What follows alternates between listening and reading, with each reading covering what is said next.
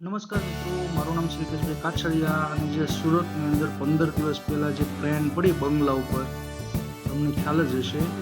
આજે એ બંગલાના માલિકે પરમિશન આપી છે 2 દિવસ પહેલાં કે તમે ક્રેન ઉઠાવી શકો છો, પણ એ લોકો એવું કીધું કે ભાઈ આખો બંગલો તમને અમે જમીન દોસ્ત કરી અને નવો બનાવી આપશું, કેમ કે દિલ્હીથી લોકોના જે બધા સાહેબો આવીને ચેકિંગ કર્યું એ લોકો બનાવી છે પર પરમિશન આપી છે.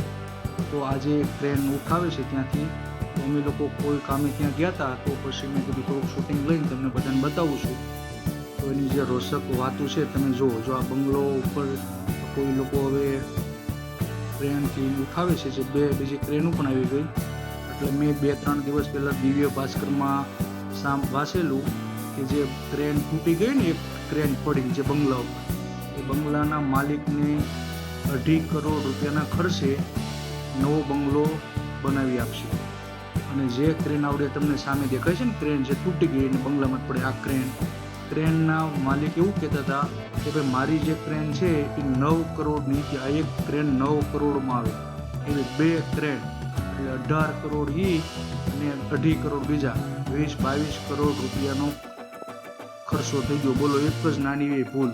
ઘણી વખત નથી કહેતા કે નાની એવી ભૂલ જિંદગીમાં પસ્તાવાનો કોઈ વારો ન આવે. એ નાની એવી ભૂલને કારણે એ ભૂલ 20-22-25 કરોડમાં પડી. એટલે આજે એ લોકો જે છે બધા એન્જિનિયરો, એ બધો બહારથી બહુ લોકો આવેલા છે. ઝાઝા તો બધામાં શીખડા જ મને લાગ્યા પંજાબના, કેમ કે એ લોકો આ ક્રેનો આંખવાના ખેલાડી હોય.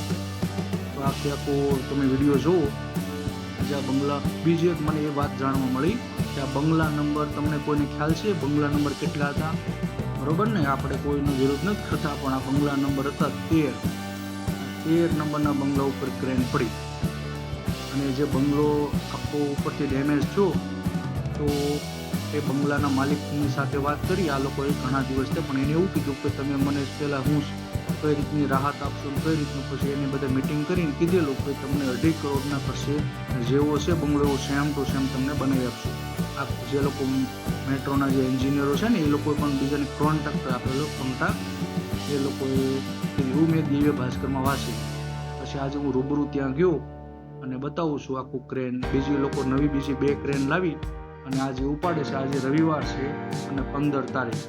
આજે આ તમે જે જોઈ રહ્યા છો બપોરે 12 વાગ્યાનો સીન છે. મને અડધો કલાકમાં આખું બંને ક્રેનથી એ આખી ક્રેન ઉઠાવે. પેલું જે ગટર પડી ગયું હતું ને, એ ગટર એ લોકોએ કાલે ઉઠાવી લીધું. નવા જે આ ભાંગેલી આ ક્રેન, એવું કહેતા હતા એ લોકો ક્રેન જેની છે એ ક્રેન, કે ભાઈ હવે આ ક્રેન કોઈ કામમાં નહીં આવે, કેમ કે જેનું વચ્ચેનું લોન્સર આવે ને એ જ આખું બેન્ડ થઈ ગયું. જો તમે જો દેખાય છે ને જે બેન્ડ, એટલે એ જે અંદર જવાનું હોય જેક, એ અંદર ન જાય. નવા જે ક્રેન રિપેર પણ ન થાય, આખી ફેલ થઈ ગઈ. 9 કરોડની એ 2 ક્રેન અને 2.5 કરોડ બંગલાવાળા નાખશે. એટલે એવું હતું કે બંગલો એ રિપેરિંગ કરી આપશે, પણ રિપેરિંગની પછી પરમિશન ન આપી, કેમ કે આખા બંગલામાં ડેમેજ થઈ ગયું હતું. એટલે આખો જમીન દોસ્ત બંગલો કરીને સેમ ટુ સેમ એવો જ પ્લાન આ કોન્ટ્રાક્ટર લોકો બધા બનાવી આપશે. જો આ ત્યાં બીજી ક્રેન તમે જુઓ ને, જો જે બધા જેટલા 15, 20, 25 જેટલા ટાયર હતા, બધા ટાયર અલગ તમે જોઈ શકો છો. છે આખું જેક એ લોકો 2 ક્રેનો 2 બાજુ નવી લાવ્યા અને ક્રેનના તમે જો છે આખા ટાયર બધા ઉષા, ખાલી 2 જેક ઉપર જ છે આખું. એમ એ લોકોના ટાયર ઉપર પણ વિશ્વાસ ન હોય, કેમ કે સેજ પણ ઉપર જતા ટાયર ફાટ્યું તો પણ આખું બેલેન્સ વિખાઈ જતા, નુકસાન જાય. એટલે આખું